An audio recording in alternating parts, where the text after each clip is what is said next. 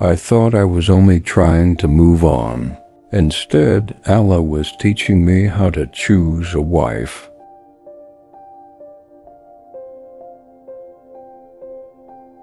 It started with silence. No more exams, no more rushing, just me and my thoughts. Then life surprised me. The girl from the past came back again, not once, twice. Life gave me another chance to look at what I once wanted. This was someone who, at one point, wanted me more than I wanted her. She was patient. She was consistent. She was the one who first expressed how she felt. I was busy building my life then, not thinking about marriage. But over time, I gave the relationship a chance, not because I was lonely, but because I saw something worth building. She was young. I thought maybe we could grow together. As time passed, I became fully invested. When I love, I don't know how to love halfway. I supported her, advised her, spent my time with her, spent my money on her, prayed for her, imagined a future with her. Then life became difficult. Business slowed down. Exams came. My attention had to go somewhere else for a while. Instead of seeing what was happening, she began to assume. I kept trying to explain. I kept trying to fix things for weeks. Then one day I realized something. You cannot force understanding into someone whose mind is already somewhere else. You cannot carry a relationship alone. From that moment, I quietly stepped back.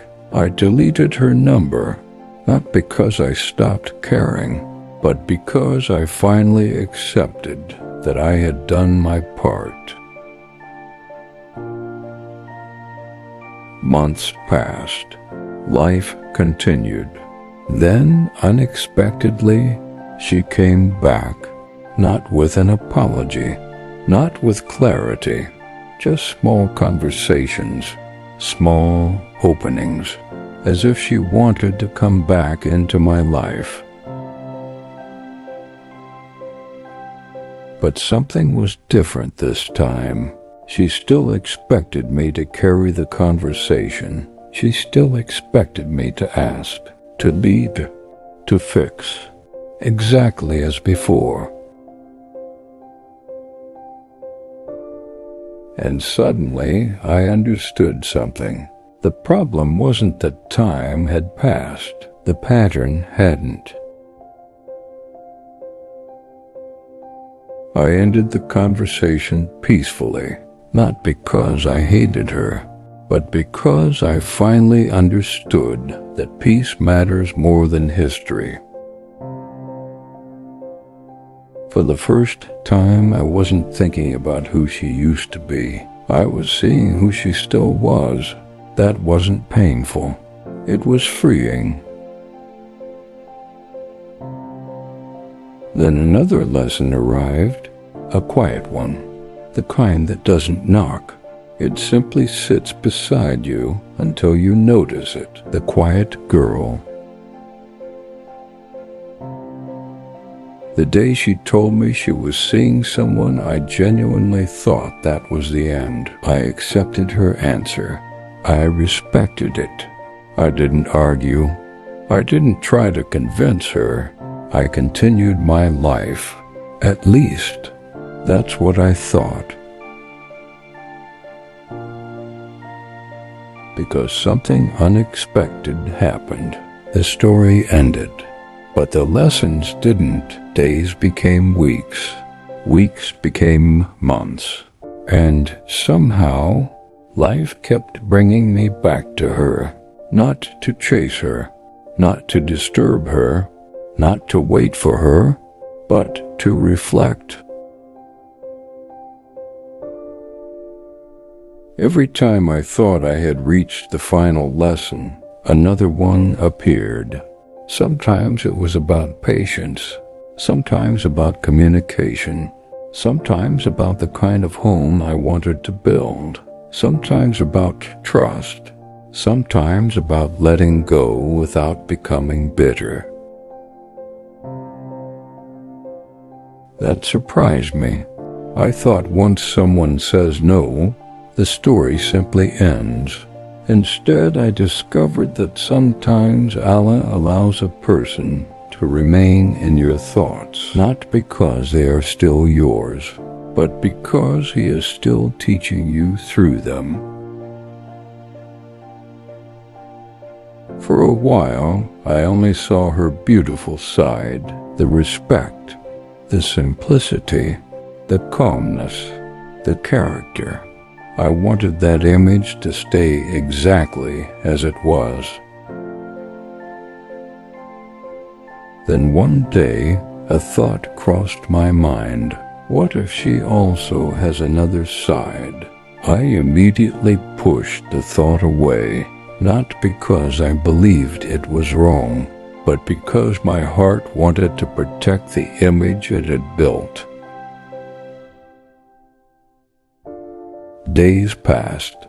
The thought returned, again and again, until I finally stopped running from it. Then I smiled, because I understood what Allah was showing me. No one is only one side. Not her, not me, not anyone. Every person has a side that only time reveals. Marriage doesn't create that side. It simply introduces you to it, and suddenly, everything became lighter.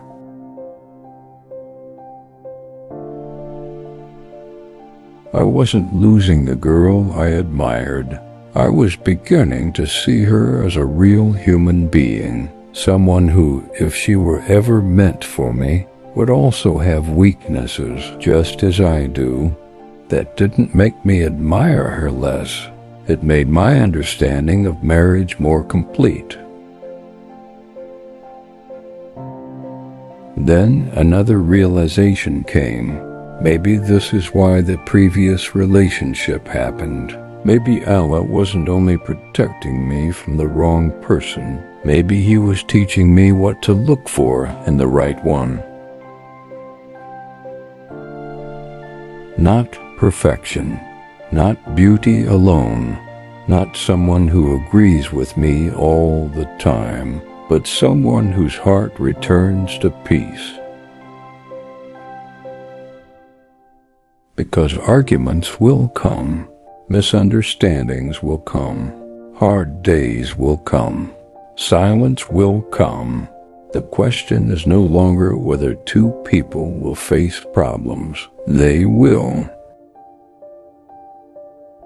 The real question is, can we return to each other? Can we sit down and talk? Can we understand before we judge? Can we protect the marriage instead of protecting our pride? That is the woman I pray for now, whether she is the quiet girl or someone whose name I haven't heard yet. Allah knows. I don't. And maybe that is the most peaceful lesson of all. I know who I would love, but only if she is good for me, only if she chooses me as I choose her, only if we can build peace together. Until then, my job is no longer to chase the answer. My job is to keep becoming the husband I hope she finds one day. The rest, I leave to Allah. Alhamdulillah.